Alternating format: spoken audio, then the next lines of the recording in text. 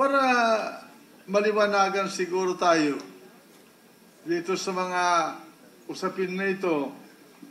Sa ngayon, wala tayong batas na maliwanag kung vlogging, yung vlog. O, alam mo, ako kasi, Mr. President, hindi masyadong literate sa tungkol sa internet Hindi ako nag-i-internet.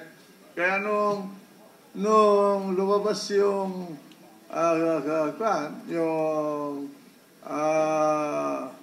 suplong o keha o yung question tungkol sa ating kasamang majority floor leader ng Senado, tinanong ko, ano ba yung vlog?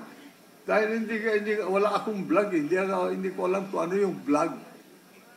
Akala ko parang slogan yung vlog. Yung pala, parang libro yata daw yun sa internet na ilinalagay mo doon ang iyong mga panaginip, mga opinyon, mga ideyas, mga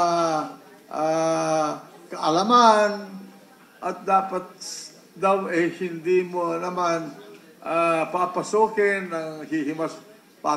na maski sino na walang pahintulot mo. Ako, sumasang-ayon ako doon.